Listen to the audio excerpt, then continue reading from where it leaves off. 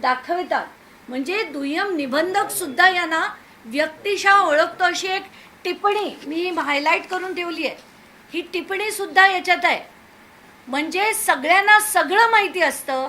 कोण राजकारणी कुठली जमीन अडकवतो, ती त्यांची सत्ता आल्यावर कशी मिळवली जाते याचं हे धडधडीत उदाहरण आहे. हे कागद सुद्धा मी खारगे समितीला देणार आहे. आणि आता याच्यातला रोल पार्थ अमेडियानंतर आता अजित पवारांवर पण आला पाहिजे. कारण हेच ते निलेश मगर जे तिथले उपमहापौर होते, ज्यांची मगरपट्टा नावाची जी मोठी तिथे हे आहे पुण्याला मगरपट्टा कन्स्ट्रक्शनचे हे डायरेक्टर आहेत. आणि काय काय आहे त्याच्या मागचं ते हळूहळू सगळे खुलासे होतीलच. आत्ताच्या घटनेला हे सगळ्यात मोठा पुरावा आहे की अजित पवार यांच्याच पक्षाची किंवा त्यांचीच लक्ष त्यांचं नजर ही या जमिनीवर 2018 पासून होती. आणि हे केलेला पॉवर ऑफ अटॉर्नी ज्याच्यात सगळेच्या सगळे त्यांचे जे राईट्स होते ते या पक्षाने त्यांच्याकडे घेऊन ठेवलेले होते.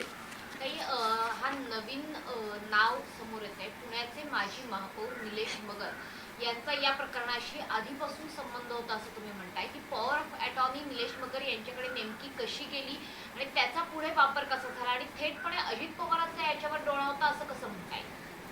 निलेश मगर हे अजित पवार गटाचे उपमहापौर होते.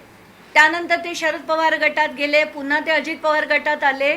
पण हा मोडस ऑपरेंडी आहे प्रत्येक पक्षाचा.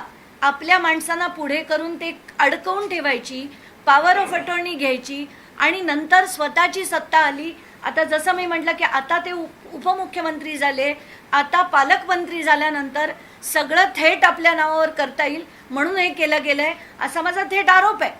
तर आता या सगळ्या गोष्टी मी खारगे समितीला देणार आहे. आणि ओपन अँड शट म्हणजे याच्यात सुद्धा नावासकट सगळं लिहिलेलं आहे, सेम जागा. कारण मुंबई सरकार लिहिलेला 7/12 कोणी कसं घेऊ शकतं याच्यात सुद्धा असंच लिहिलेलं आहे की त्याच्या सगळ्या ट्रान्झॅक्शन्स करणं, त्याचे रिग्रांटिंग करून घेणं म्हणजे रिग्रांट करण्याची गरज आहे हे तेव्हा सुद्धा माहिती होतं. पण आता सत्ता आल्यानंतर सोपं झालं म्हणून हे करण्यात आलेलं आहे.